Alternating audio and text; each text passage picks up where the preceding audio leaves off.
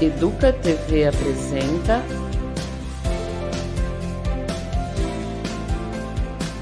Vamos Conversar? Olá, seja muito bem-vinda e muito bem-vindo ao nosso podcast, o Vamos Conversar, um espaço de reflexão, diálogo, conversa, porque a gente acredita que é conversando que a gente se entende. E hoje temos mais uma vez 3 convidadas especiais para falar de um tema muito importante, que é superdotação e altas habilidades, e eu vou apresentar para vocês quem faz parte hoje dessa mesa aqui. A gente está aqui com a Aline Aparecida Veltroni, que é professora e articuladora do GAIA, Gestão e Apoio à Inclusão dos Alunos com Altas Habilidades e Superdotação. Muito obrigada pela presença. Obrigada, agradeço o convite, é um prazer estar aqui. Também a Priscila Zaia, que é neuropsicóloga, sócia fundadora do ZAIA, Instituto de Altas Habilidades e Superdotação. Muito obrigada pela presença. Eu que agradeço, obrigada. E também a Ana Cecília Dias Carneiro, que é professora de Educação Especial da EMF Vicente Raul. Muito obrigada, professora. Obrigada, prazer é todo meu. E eu fiz essa pequena apresentação de cada uma de vocês, mas eu gostaria que vocês falassem um pouquinho de como é que cada uma de vocês se relaciona com esse tema. Quem quer começar? Então, Quer pela ordem? vamos lá. Então, boa tarde, né? Eu sou a Aline, como já foi apresentada. Primeiramente, queria agradecer o convite. Eu acho que é sempre importante a gente estar falando sobre a temática. E na rede de Campinas, eu sou professora de educação especial e desde o ano passado eu assumi a função de professora articuladora do GAIA, tá? O GAIA é Gestão e Apoio à Inclusão dos Alunos com Altas Habilidades e Superdotação.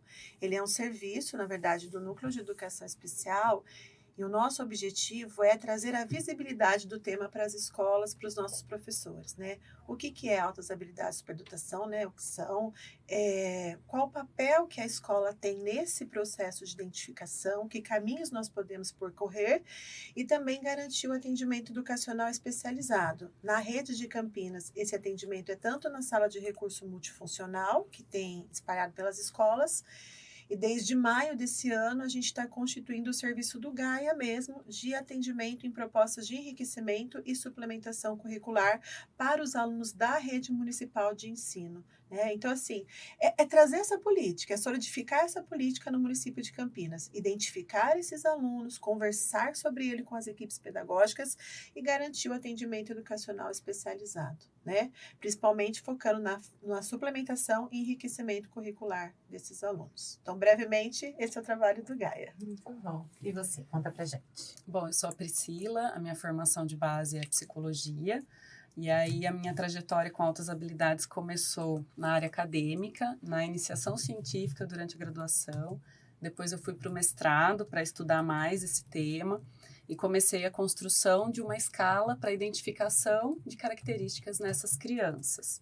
Aí terminei o mestrado, já engatei no doutorado para continuar com os estudos desse instrumento, que o propósito seria ser utilizado depois, né, pelos profissionais da psicologia, e também aprofundando o tema durante o doutorado. Eu também fiz doutorado de sanduíche nos Estados Unidos, na Universidade Johns Hopkins. Fui para lá para conhecer o programa deles, como que eles faziam o atendimento dos alunos com altas habilidades, né, os alunos talentosos. E lá me despertou a semente de não ficar só na área acadêmica, mas também ir para a clínica.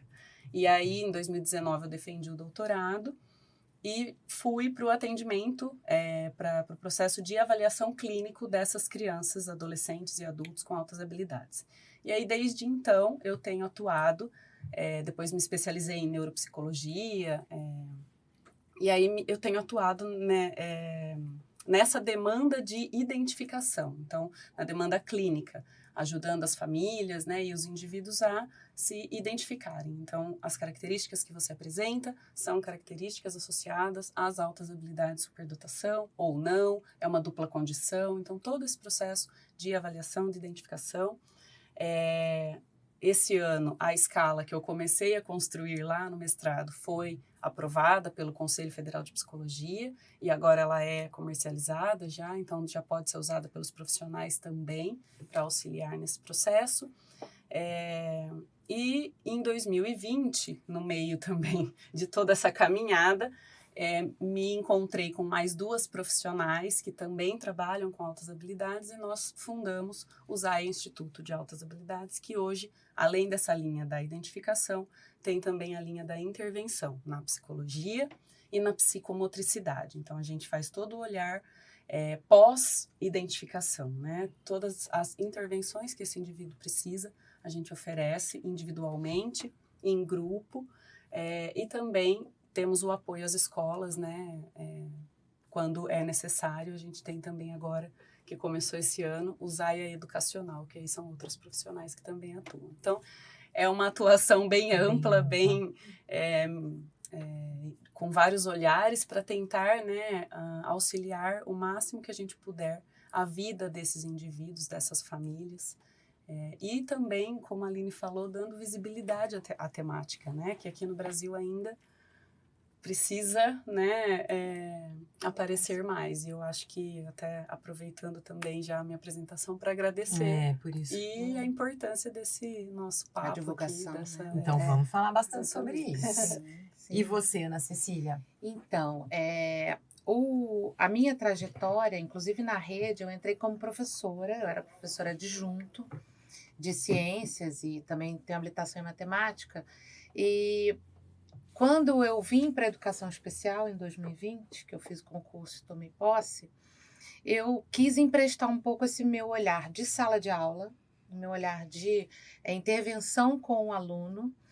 E aí, lá eu percebi que quando o aluno tinha características de altas habilidades e superdotação, que é um aluno público-alvo da educação especial, e que muitas vezes está esquecido, negligenciado, porque a escola, ela olha muito o aluno com a deficiência, o aluno com transtorno global de desenvolvimento, e o aluno com altas habilidades muitas vezes fica esquecido.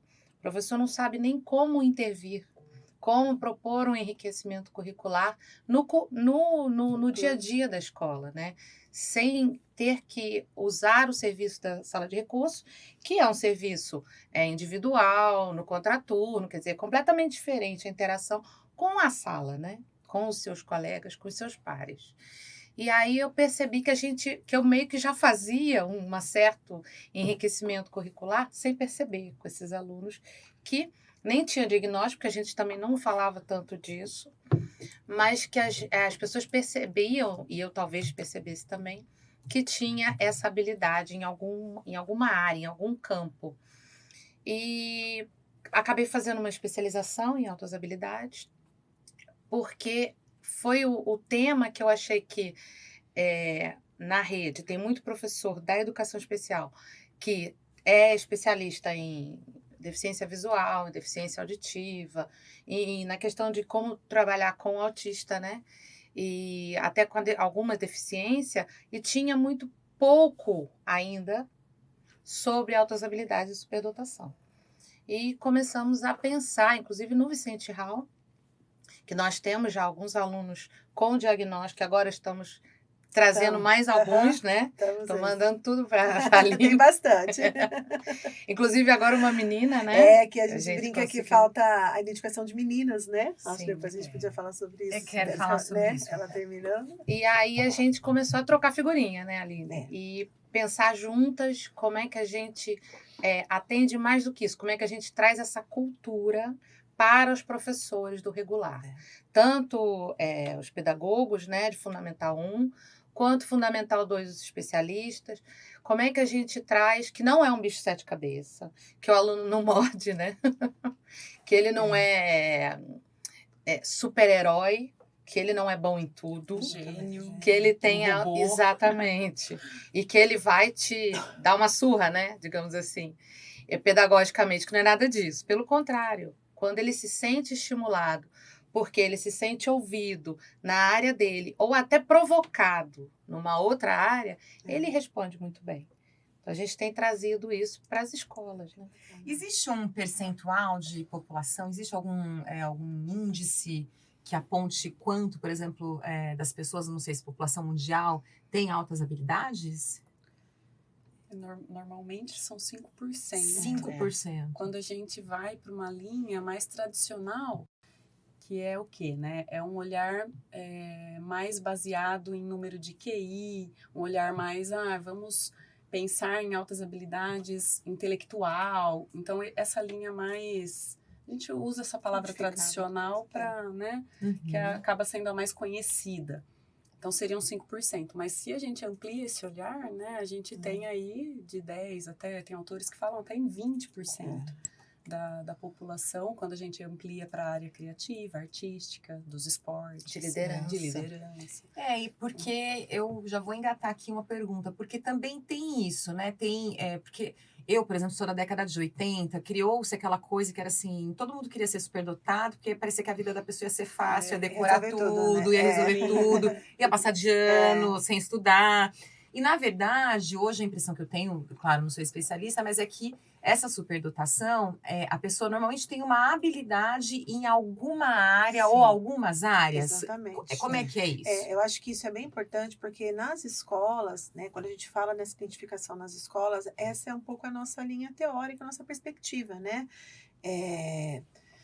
Vamos olhar as múltiplas inteligências presentes no sujeito. Que sim, podem envolver a inteligência acadêmica, a inteligência intelectual, mas eu posso ter inteligências, acho que vocês citaram, né, na área da liderança, no sinestésico, né, na comunicação, na arte, na dança, na literatura, né, na lógica. Então, você tem diversas áreas que você pode olhar.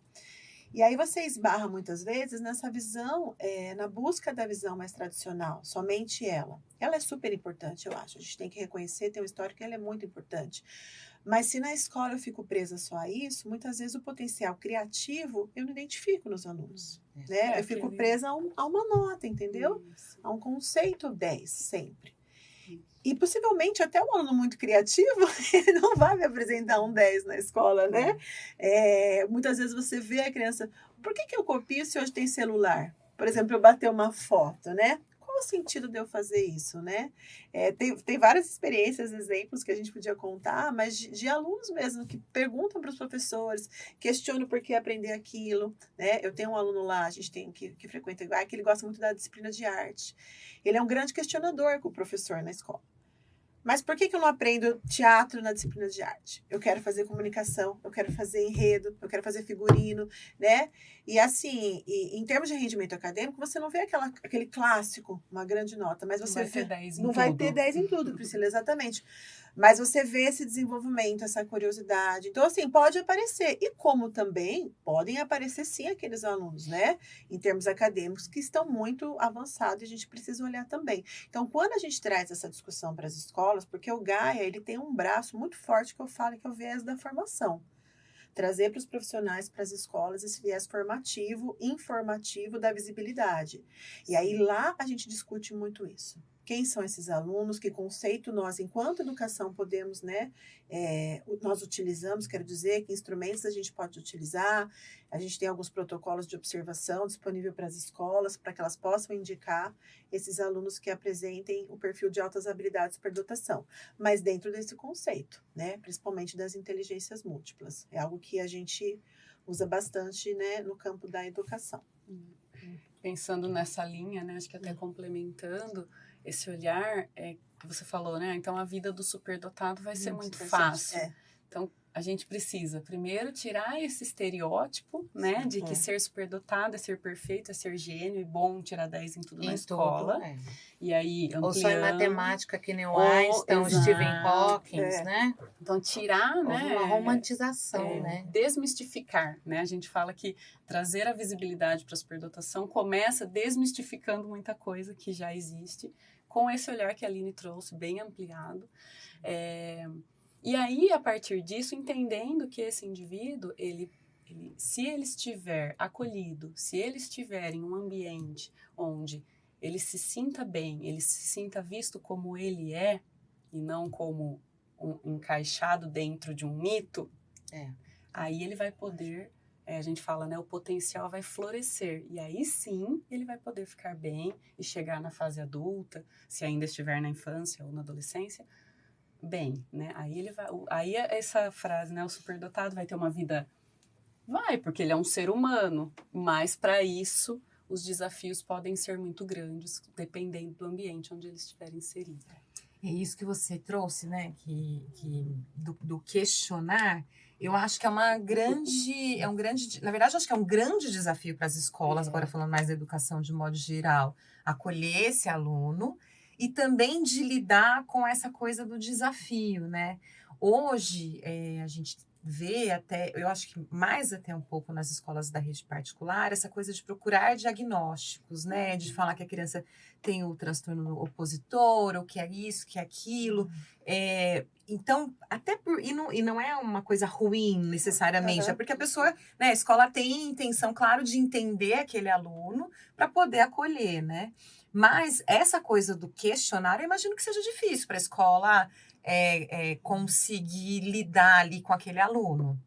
Muitas vezes o professor, ele nem está preparado, né, para lidar com o aluno questionador e com o aluno que, de certa forma, ele está pedindo um olhar diferente e está pedindo um enriquecimento. Ele está pedindo para ser testado, para ser desafiado, exatamente.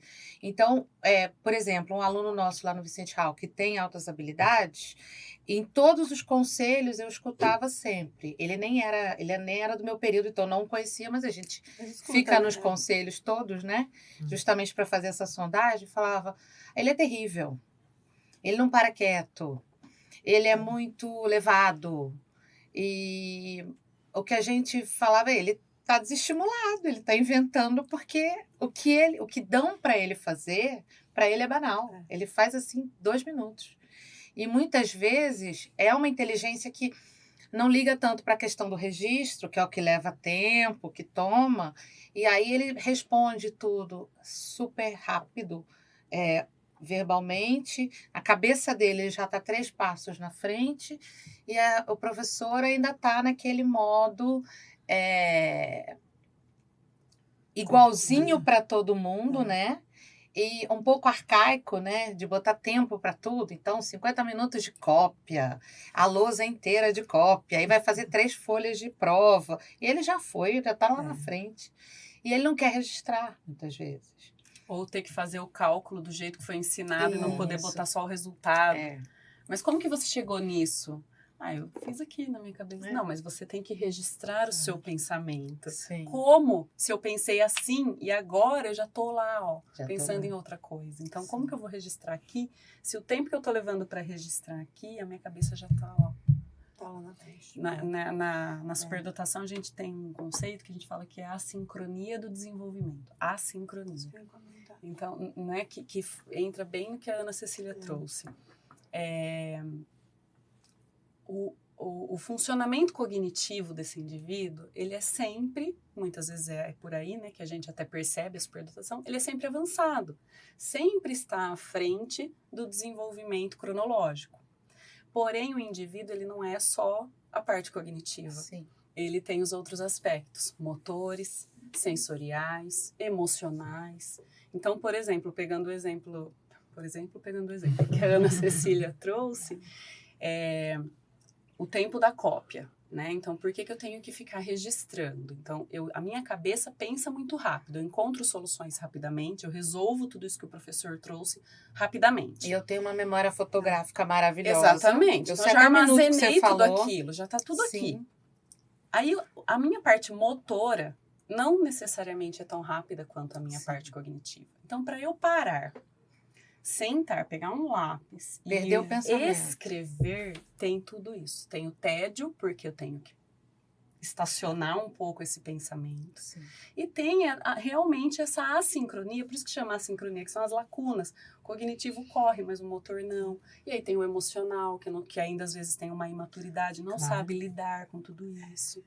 Então, é interessante. É muita coisa, né? E é difícil, né, Priscila? Eu acho, e Ana, quando a gente está no dia a dia, quando você traz essa questão do conceito, às vezes, até para a sociedade, de maneira geral, né? Sim. Entender a questão da sincronia. Mas como é que pode não amarrar um tênis? Nossa. E também não Tem que sentar raciocina pra que ele não comer. põe no papel. Tem que né? sentar pra Tem que comer. sentar para comer. Então, Tem que ficar parado, tem que né, parar. para assistir aula. E, como assim? E aí a gente também tem, a gente vê conversando acho, muito com as pessoas, né? Como é que eu posso dizer, né? Esse descrédito muitas vezes, porque você espera, se eu menciono altas habilidades de superdotação, eu vou esperar um aluno, um ser humano absolutamente completo. Em termos de maturidade emocionalmente estruturadíssimo, sabe todos os caminhos que ele vai seguir, né? Caminha sozinho, isso é um mito muito grande, né? Que não precisa de auxílio, que ele vai por ele mesmo, que ele é super inteligente, porque ele vai precisar de um auxílio, né? Então a questão da sincronia, para mim é essencial. Eu acho que é o ponto-chave para a gente trazer para a discussão, porque você desmistifica essa ideia desse ser absoluto que a gente falou no primeiro, né? Desse genial, dessa coisa transcendental, e não é disso que eu estou falando. E ele continua sendo um ser humano completo, né? Então, irritabilidade, ou nervosismo, né? Alguma situação que possa aparecer, ele não tem necessariamente essa consciência, né? De quem ele que é, então ele se regula sozinho, ele não precisa de auxílio, e é difícil para a sociedade, porque quando você traz, né? Indicativo, vem assim... Mas ele não contém, né? Mas, por exemplo, ele é ótimo em matemática, mas não sabe nada de escrever, não amarra um sapato, né? É meio infantilizado, não tem muitos amigos. Então, você tem todo você espera um ideal. E é pesado, né? Você esperar um ser humano tão completo assim, não existe, né? Então, é algo para a gente conversar bastante, né? É bem importante isso. E aí, porque assim, vocês são especialistas na área, né? Mas grande parte das pessoas que vão, aliás, a maior parte das pessoas que nos assistirão ou que ouvirão, não são da área.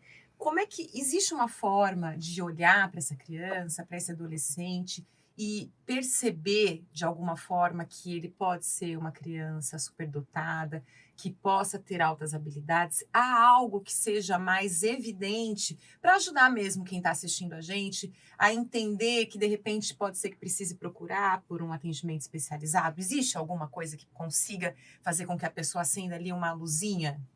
Na rede tem, né? A gente tem um protocolo de identificação, anexo 1. Normalmente a gente traz o anexo 1 para o professor, mas aí o professor não consegue preencher, porque no anexo 1 ele fala assim... É um documento. É um documento exatamente. do Gaia. Aprende rápido. Você tem que botar todos os seus alunos da tua turma que aprende rápido. E às vezes o professor quer fazer o trabalho ao contrário. Ele acha que o fulaninho faz conta muito rápida, então que ele é. Mas não necessariamente. Exatamente. E ele não olhou os outros. Às vezes a superdotação está ali e a gente não tem esse olhar. Às vezes é para música, a gente não tem aula de música na escola. Às vezes é para esporte, o professor de educação física não está junto. Então, eu acho que é isso. Eu acho eu sempre falo para os professores lá da escola, a primeira coisa é não se apegue no seu conceito de bom aluno. Seu conceito de bom aluno está ultrapassado, porque é o bom aluno em matemática, que é o que aparece nos filmes. É verdade. É o bom aluno que tem que ficar quietinho, que decora, e a história do cubo que mágico. decora Camões. O cubo mágico, né? Ou que decora Camões. Nunca fiz um cubo ou mágico, que faz um cubo mágico em 3 segundos. E não é você pensar assim, o que você está oferecendo, se ele está indo além do que você está oferecendo, e é rico. Mas é bacana. Então é a história de novo do questionador? É aquela criança que... Eu já ouvi isso. Eu tô falando aqui, sei lá, do descobrimento do Brasil, ele já tá lá sabe assim, na sociedade contemporânea.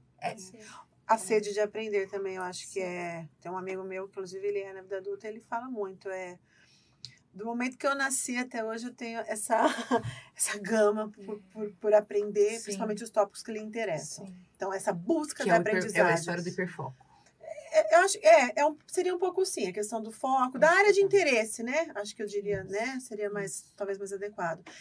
E ele fala isso, quando eu tenho esse interesse, eu me envolvo, eu sou criativo. O que é ser criativo? Não é só senso estético, né? Eu busco respostas diferenciadas, eu problematizo de uma maneira diferenciada. Eu não sossego, ele fala, eu não sossego. Então, assim, não deixa de ser questionador, né? Porque você está em busca de novas aprendizagens, mas você pode até complementar, né? A gente vê que é muito importante essa questão da área do interesse do sujeito, né? E às vezes você precisa auxiliar também até na busca dessa área do interesse, né? Canalizar. E eu queria te perguntar mais do ponto de vista aí do pai e da mãe, por exemplo, Priscila. Lá no Instituto a gente recebe as famílias muitas vezes com bastante dúvida, né? Então, eu já ouvi de tudo, já ouvi que meu filho tem vários nomes, né? Então, por quê? Porque desde pequenininho ele não senta na mesa para comer e fica quietinho. Na escola, a queixa lá do berçário, do maternal, era de que ele não ficava sentado em roda com as criancinhas. Ele ficava andando pela escola, saía. Mas quando a professora perguntava, ele respondia tudo. Ele sabia tudo, mas ele não ficava sentado. Então é muito agitado, tem uma agitação motora muito grande. Mas ao mesmo tempo, capta tudo o que está acontecendo no ambiente. Então parece um radar. Você está conversando aqui, ele está lá entretido, você fala, nossa, Antônio, está ouvindo, vai responder. Então, mas deve ser hiperatividade, né? Deve ser, mas questiona demais. Nossa, tudo que a gente fala tem que ter um porquê. Eu não consigo colocar limite no meu filho, os pais falam. Por que eu não consigo? Eu vou lá e falo, olha, filho, então, a hora de dormir, para os pequenos, por exemplo, é 8 da noite. Mas por que eu tenho que dormir nesse horário se eu não estou com sono? Porque aí vai deitar, aí deitou. Mas a velocidade da luz, então aí a cabeça não desliga. Não para, né? Não desliga. Então, os rótulos vêm porque as características se sobrepõem com outras que a gente conhece mais. Mas então, respondendo a sua pergunta, isso chama muito a atenção dos pais, essa agitação motora, essa capacidade de prestar atenção em tudo que está ao redor, sensibilidade emocional. São indivíduos normalmente muito sensíveis, então eu já vi crianças de 2 aninhos, 2 anos e meio, tá assistindo Toy Story. Aí tem uma parte, um exemplo, né, que o Buzz perde o braço e o Woody tenta enganar os outros, né, mostrando lá. De repente, aparece que na verdade é só o braço do Buzz. A criança não consegue continuar assistindo o filme. Mas e pra gente, meu Deus, mas né, então, a forma como as informações chegam para esse indivíduo, não só de forma cognitiva, mas também pelas emoções, pela via sensorial. Um outro exemplo que acho que também é muito importante a gente falar, e que chama atenção, mas que a gente não associa com outras habilidades.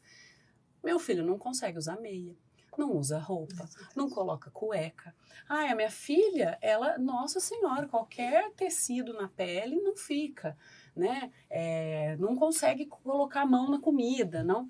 Toda essa parte sensorial. E isso também confunde com outros quadros. Mas o que acontece na superdotação?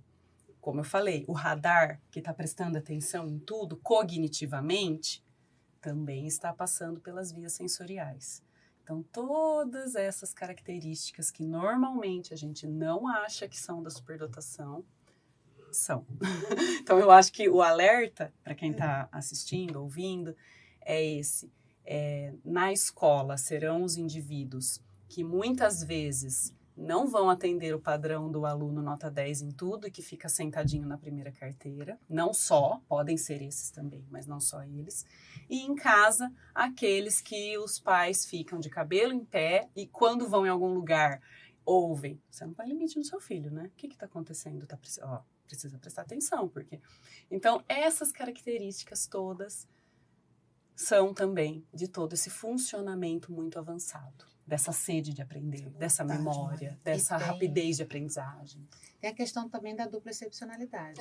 Aí... E é muito a excepcionalidade. Conta pra gente. Dupla condição. A dupla condição, que é muito comum o aluno autista, ou a criança autista, também ser superdotada. Então, é essa sobreposição dessas duas condições. E isso até um pouco, não sei se essa é a palavra correta, mito ou essa coisa do autismo, para mim, por exemplo, que não sou especialista, já é um pouco mais popular. De achar que a pessoa que sido tem o mais divulgado, autismo, né? né, tem um interesse num assunto, então sabe absolutamente tudo sobre aquele assunto. Sim, porque tem essa característica, né, do foco, do hiperfoco no autista. E no altas habilidades de superdotação também tem. Só que existe também, estatisticamente, muita criança, muita pessoa autista que também tem altas habilidades. Então, por exemplo, lá na escola, metade dos nossos superdotados tem dupla condição. E o diagnóstico da dupla condição chega antes. Normalmente chega antes. Chega antes, por exemplo, o autismo. O neurologista fecha, ou o psiquiatra fecha o diagnóstico de autismo antes do altas habilidades. Até porque é mais estudado, é mais conhecido, é mais comum do que altas habilidades, que ainda é novo, né? Mas então, altas habilidades é um diagnóstico? Não é um diagnóstico. Não é médico. Como tem é que CID, não tem, não mas é como é que a doença, né? gente também não é um transtorno? Como é que a gente é uma condição? É um É funcionamento. uma condição, né? ótimo, É um perfeito. funcionamento desse indivíduo. Perfeito, Tanto que a perfeito. identificação, né, vem pela pedagogia, pelo pessoal da Sim, educação e da da escola. psicologia. Tá. Inicialmente pela escola deveria ser, né? É. Sempre é o que a gente fala. Às vezes E a vem do psicologia médico ajuda. também, porque fez Aí o teste agora- de QI, né? Aí agora o pessoal da Médica. área médica, né, também pode, mas não é assim, não é como os outros quadros, que o diagnóstico final será dado pelo médico por ser um Entendi. transtorno, um quadro ali que se encaixa dentro do CID, por exemplo.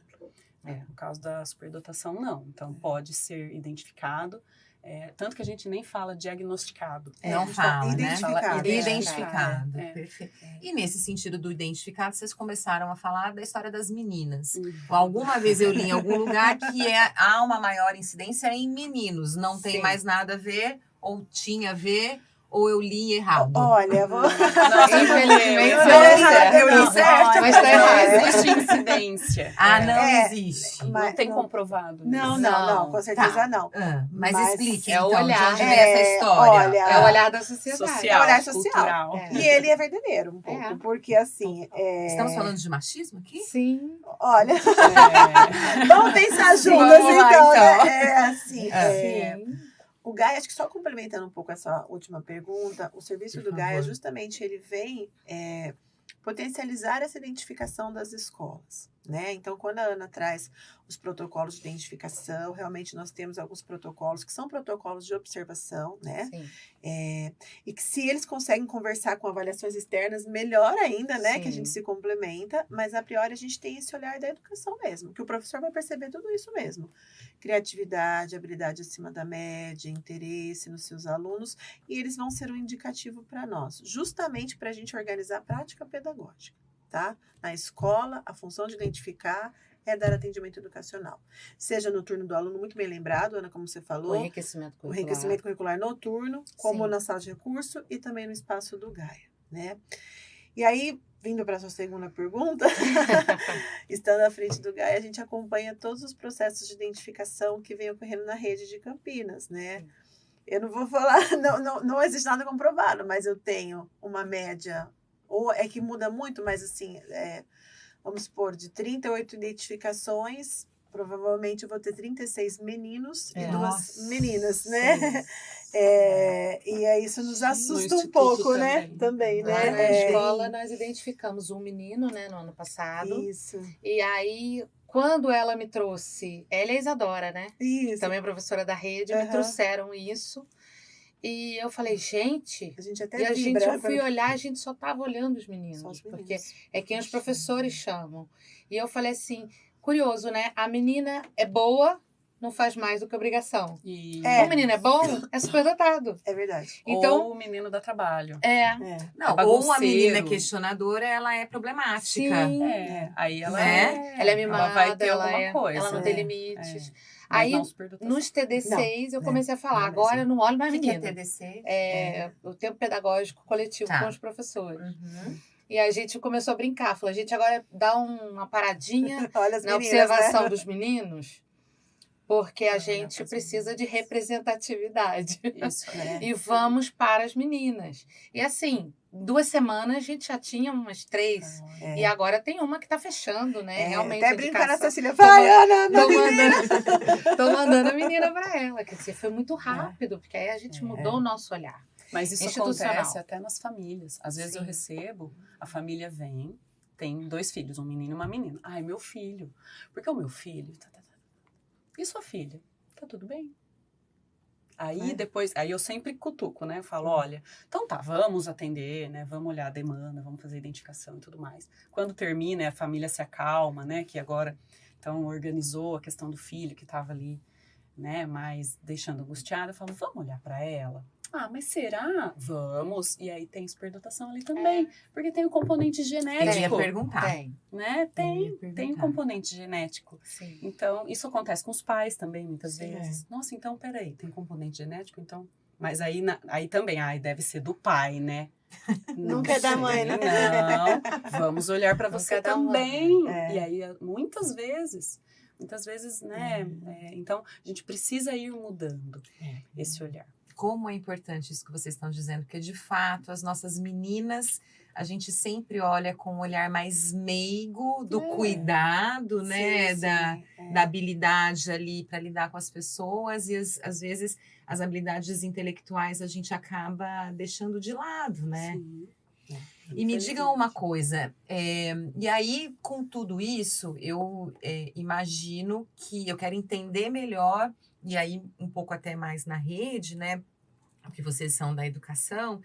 Como é que faz aí? Ah, tá bom, agora eu sei que o João, a Ana, elas, né, eles são superdotados. Como é que faz? O que faz? No turno, né, na sala regular, o que a gente tem feito já desde o ano passado? Eu tenho alguns apoios pedagógicos, né, que trabalham com a gente, né, da educação especial. E aí a gente pensa sempre em projetos de enriquecimento curricular. Individuais? Não. Não. Aí que entra. Como a prefeitura, a Secretaria Municipal de Educação de Campinas fala muito de inclusão e a gente fala que é uma inclusão hardcore, né? Quando a gente tem aquele aluno ou aquela aluna com altas habilidades naquela turma, a gente já entende que aquela turma vai ser diferente. Ela vai ter uma trajetória diferente das outras. Então, quando a gente traz o projeto, a gente traz o projeto de enriquecimento curricular para aquele grupo. Então, você pensa numa atividade, às vezes eu penso numa atividade na área de interesse do aluno. Então, por exemplo, a área de interesse dele é a questão da astrologia, da matemática, Aí, o que a gente faz? A gente mistura bastante arte com astronomia, um pouquinho de astrologia, vai lá para a Grécia, traz os deuses, e aí propõe uma atividade que pode ser uma semana, tem sempre um tempo, né? Uma intencionalidade para aquele grupo, para todo o grupo. É claro que a gente tem expectativas diferentes de produção, que sabe que aquele aluno de altas habilidades, ele está na área dele, ele está na zona de conforto dele e ele está sendo estimulado naquilo. Então, o que ele vai disparar? Mas o que é muito curioso é que muitas vezes a sala inteira dá conta e dá conta muito bem. Que legal. Pois é, eu estava aqui pensando, eu falei, será que eu sou muito romântica em imaginar que isso acaba estimulando todo o grupo? Todo o grupo. Com certeza. É impressionante. Olha E aí que a gente bacana. pega, por exemplo, ano passado fizemos isso já. A gente pega, essa intervenção foi no 7º ano, nós temos 3 sétimos. Feito no primeiro, a gente faz uma avaliação, uma autoavaliação, arruma um pouco, questão de tempo, porque é tudo muito novo. E aí a gente aplica para os outros 2 sétimos anos. Então, é uma atividade que acaba que vai para todo o ano, às vezes até o ciclo. A gente consegue. Então, enriquecimento é isso. Porque também, normalmente, o enriquecimento é interdisciplinar, multidisciplinar e transdisciplinar. Então, eu chamo os professores, né? Por exemplo, no Fundamental 2, eu estou trabalhando arte, educação física e matemática. E aí, eles se apropriam daquele projeto e acabam querendo passar para outros, né? Para as outras salas que dão aula, ou mais. Vamos chamar história? Vamos chamar geografia? Então, vai ficando cada vez mais rico o projeto. Que bacana. Então, a gente Isso trabalha é assim. legal. E a gente também tem na rede, né, o espaço do Gaia, também das salas de recursos, mas acho que vou falar um pouquinho mais do espaço do Gaia, que é no contraturno escolar. Isso que a Ana falou é perfeito, é isso que tem que acontecer, porque eu falo, o turno do aluno é o turno do aluno, ele está na escola no dia a dia. Mas a gente também tem o espaço do Gaia no contraturno, é uma vez por semana, a gente a gente coloca 2 horas aula, que dá 1h40 relógio, tá? E são alunos indicados pelas escolas, né? Então, os alunos que as escolas fizerem esse protocolo de observação, a gente vai, conversa e faz o encaminhamento para o serviço do Gaia, tá? Nenhuma família pode, de forma autônoma, procurar o serviço do Gaia, por exemplo, tá? Porque ele é articulado com as escolas. E nesse contraturno escolar, eles vão continuar propostas também de enriquecimento e suplementação curricular que a gente chama. Então, assim, são sempre em pequenos grupos. Então, vamos supor, hoje mesmo tem um grupinho, que são 3 alunos, inclusive da escola da Ana, né? Do 7º ano. E aí tem um professor que a gente chama de professor mediador lá, que está um facilitador, que vai pegar os interesses dos alunos, os temas, e eles vão desenvolvendo projetos, né? Eu tenho um grupinho de terça que é muito bacana. Eles são alunos do Fundamental 1, e tudo começou que eles queriam brincar sem parar, né? E aí a gente fez a ideia da fábrica dos brinquedos, né? Deles construírem um brinquedo. E aí, nesse movimento do construir um brinquedo, você vai identificando características próprias de cada um e áreas de interesse. Então, eu até brinquei. Tem um lá que é o engenheiro, né? Porque ele é o que senta, que desenha, que fala o brinquedo que ele quer fazer, que pensa nas peças, que pensa na pilha que tem que comprar, que pensa na bateria que tem que comprar. É um robozinho, né? Para fazer o robozinho funcionar. Tem um outro que é o publicitário. E eles vão se encontrando. Ninguém delibera isso, né? Que o interesse dele é a divulgação. As tarefas, né? E ele criar o vídeo, e eles vão a fundo, né? Assim, são criações publicitárias já, né? Já dá o nome do brinquedo, já cria, já faz o vídeo, já quer passar para a escola. E tem um terceiro lá, que ele é o economista da turma. Vende para vender, né? Vender, quer saber o valor de royalties. mercado, ele fala, essa pilha é cara, Faz não a vai dar para você patente. produzir 100 brinquedos usando essa pilha que custa R$5, você vai vender a R$10. Então, assim, é legal, a ideia dos pequenos grupos, deles se encontrarem, é muito bacana. Uma questão de identidade. Então, você tá com a criançada lá também acelerada, entendeu? Assim, né? Querendo saber, querendo se envolver mais. Eles entram em comum acordo, né? Porque é um projeto, todo mundo tem que se envolver. E eles conseguem aprofundar nas suas habilidades, nos seus interesses. Então, a suplementação, né, do espaço do Gaia é esse viés de trabalho, né? Entendendo que ela é um plus. Porque o trabalho no cotidiano escolar, né, Ana, ele é muito importante. Muito importante. Olha o alcance que tem. Até né? como pertencimento. Né? Exatamente. Para ter... dar conta de si. Sim. Porque ele vai sair na rede Campinas, ele vai embora no 9º ano. E depois no ensino médio ele não tem mais a sala de recursos. Não. Então, mas ele já sabe que ele vai poder ter um enriquecimento curricular por onde ele passar. É um direito dele, né? Uhum. Então... E aí você falou de um outro ponto que eu queria até perguntar para a Priscila também, da questão emocional. A gente falou muito aqui, né, da parte educacional, curricular, claro, das habilidades, mas e emocionalmente, né? Como é que tipicamente existe, por exemplo, uma dificuldade de se relacionar ou não? Cada indivíduo funciona de um jeito. Como é que é normalmente no campo emocional? É muito importante mesmo a gente ampliar e olhar para isso também, né? Lá atrás, quando os estudos começaram a acontecer, tinha também o estigma de que o superdotado não tem bom ajustamento social, não tem bom ajustamento emocional. Era como se, assim, você é superdotado, então você vai ter problemas emocionais, então você não vai conseguir se relacionar. O que a gente vê hoje, até não só na teoria, mas na vida real, né, no atendimento, eles têm muitos recursos emocionais para lidar com as situações. Tem resiliência, tem força de vontade, tem persistência, tem muitos recursos, exatamente. Porém, o que acontece?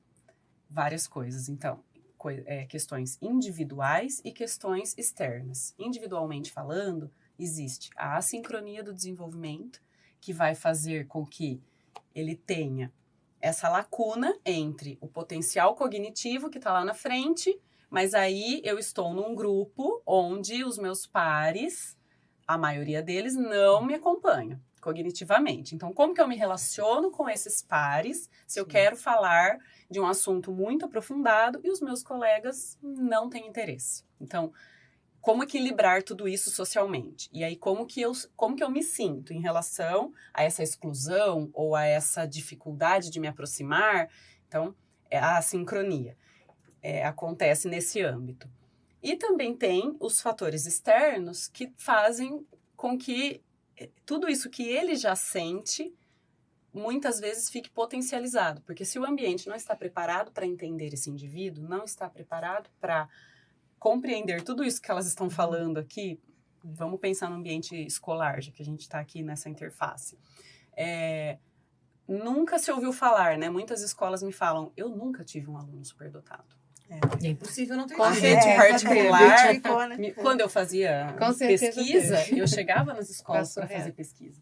Eu vim pesquisar sobre altas habilidades. Nossa, mas tem tanto tema importante, aqui a gente tem tanta coisa para você estudar, por que você quer estudar isso? Não tem aqui.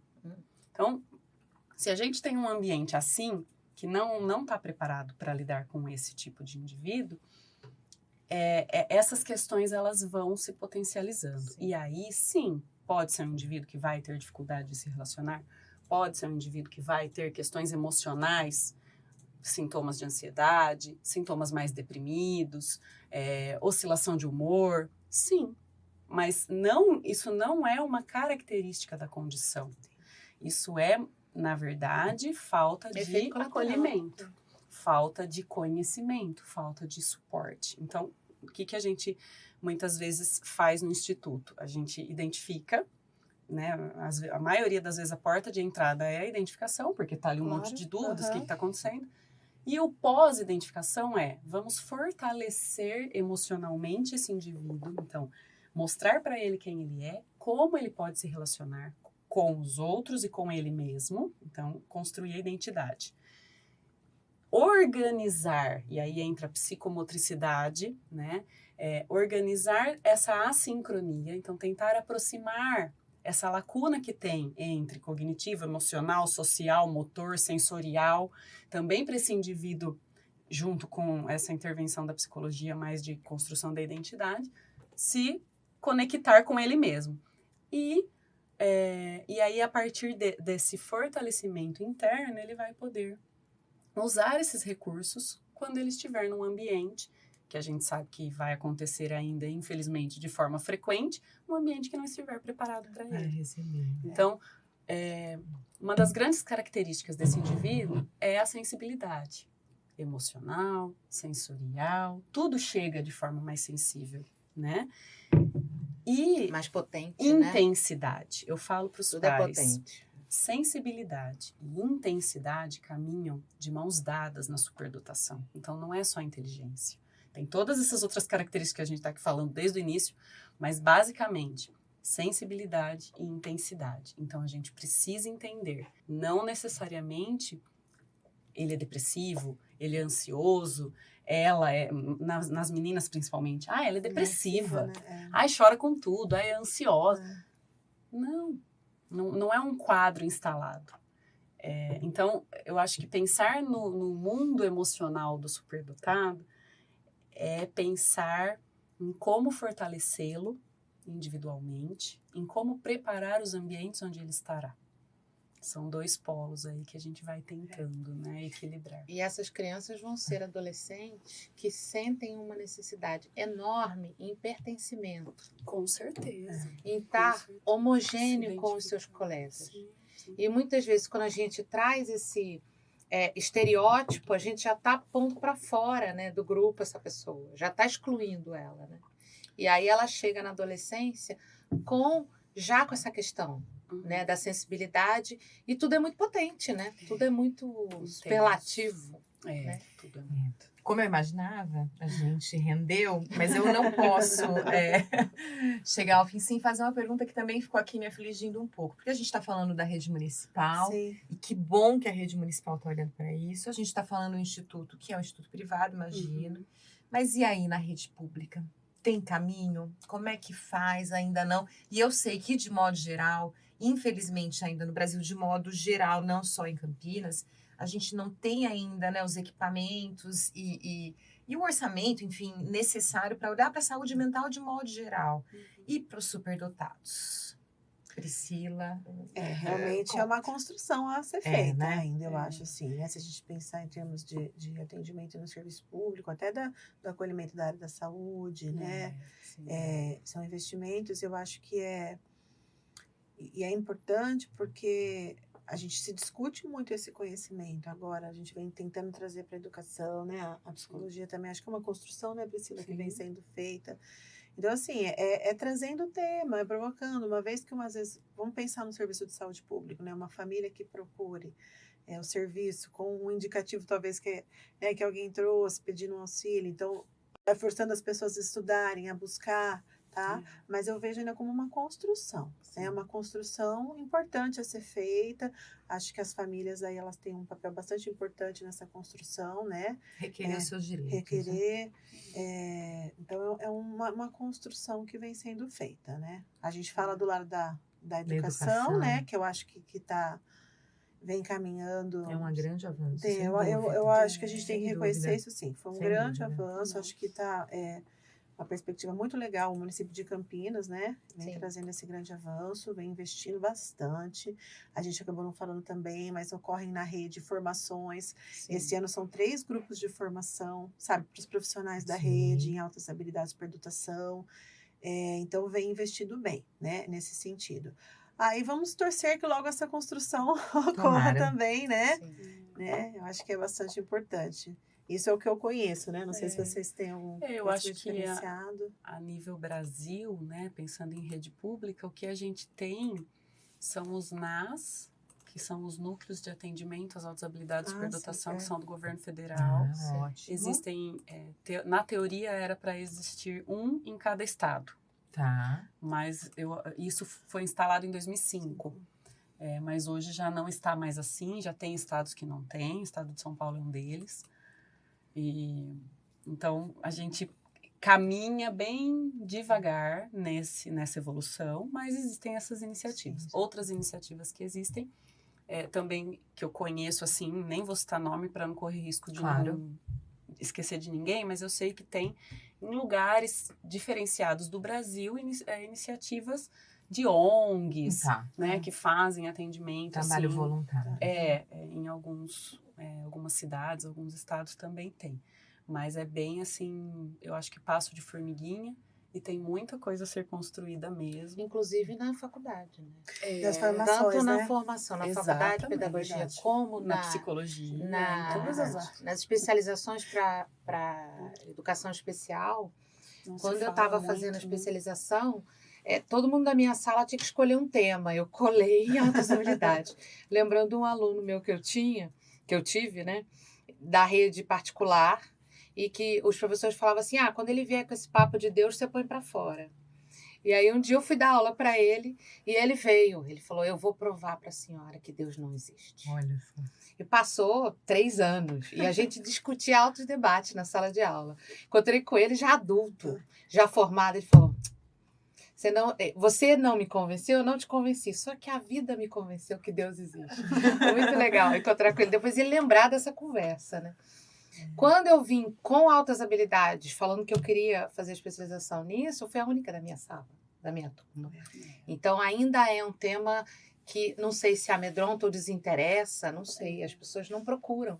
Então, vou me especializar em transtorno global de desenvolvimento, em alguma síndrome, em deficiência visual, em deficiência auditiva, mas as altas ficam um pouco de fora. Então, acho que tem que trazer isso também. A base de formação. E falar sobre isso ajuda, né, gente? Muito bem. Então, eu queria que vocês fizessem suas considerações finais. Aline, por favor. Claro. Nossa, foi um prazer imenso, né? Articulando o serviço do Gaia, né? Eu vou em muitas escolas, converso com muitos profissionais e a gente vê como é importante trazer a discussão do tema. Aprendi muito com as minhas colegas hoje também, com certeza, né? E, assim, uma pontinha de esperança também, porque eu acho que, assim, apesar de as pessoas vêm se mostrando muito interessadas, assim, na rede eu falo dessa experiência, Realmente a gente tem muito mito para estar trabalhando, para estar rompendo, né? Da busca realmente Eu sempre brinco, a gente espera às vezes o menino do Fantástico, sabe aquela propaganda que merece, né? 4 anos, já tá no ITA, né? Fala inglês, alemão, né? Exatamente. E nem sempre é assim. Mas a gente vem tendo bastante interesse, às vezes também encontramos resistência, é claro, mas vem crescendo bastante. Vou aproveitar também, que eu acho que vai ser antes do seminário. Vai ser na semana do seminário. Vai ser na semana do seminário, né? Então a gente está muito feliz que vai ter o primeiro seminário do Gaia, né? Das altas habilidades de superdotação, do conceito à prática pedagógica. As queridas, a Priscila e a Ana Cecília vão estar lá com a gente também, enquanto convidados palestrantes. E a procura vem sendo, porque as inscrições ainda estão abertas, imensas. Até hoje, acho que tem 390 inscrições já. Então, assim, né? Acho que está mexendo com a rede de Campinas um pouco a temática. Então, mais uma vez, obrigada pelo convite. Foi muito prazeroso, viu? Obrigada. Priscila, por favor. Eu também só tenho a agradecer. Eu acho que ter espaço para disseminar conhecimento sobre esse tema é de onde a gente parte. A porta que se abre para a gente ampliar, né, todo o olhar, sensibilizar as pessoas a conhecer mais, e é aí que a gente vai ajudando. Então, muito obrigada pelo convite. Achei que foi incrível essa conversa. A gente poderia ficar aqui horas sem dúvida, né? E estamos aí, né? Pensando e conversando sempre para que esse tema se fortaleça cada vez mais na sociedade. Muito obrigada, Priscila. E que as pessoas possam falar mais sobre isso, Com certeza. E desmistificar as altas habilidades, até o atendimento em escola, né? Que o aluno não é um desafio. Aliás, é um desafio, todo aluno é um desafio para a gente, mas não é um desafio intransponível, né? Acho que a gente aprende muito com os alunos. Eu sempre aprendi muito com os meus. Inclusive, a minha escolha de vir para a educação especial foi isso, foi aprender com eles, né? Então, que a gente não sabe tudo. E essa troca, né? Esse espaço de troca é muito importante para desmistificar e a gente poder realmente ter um olhar sobre esse aluno, sobre esse grupo, sobre essa sala, sobre esse ciclo, sobre essa escola. Muito obrigada. Eu que agradeço. E esse foi o Vamos Conversar de hoje. Eu agradeço a sua companhia, a sua audiência. Continue com a gente aqui na Educa TV para Campinas e toda a região, toda a nossa região, e também no nosso canal de streaming você tem acesso a todo o nosso conteúdo, que é o educaflix.campinas.sp.gov.br, e siga também a Educa TV nas redes sociais. Semana que vem a gente está de volta. Muito obrigado. Até mais. Educa TV apresentou Vamos Conversar? Prefeitura de Campinas, Secretaria de Educação, Produtora Rio Brasil Digital. Educa TV Campinas, um mundo de conhecimento para você.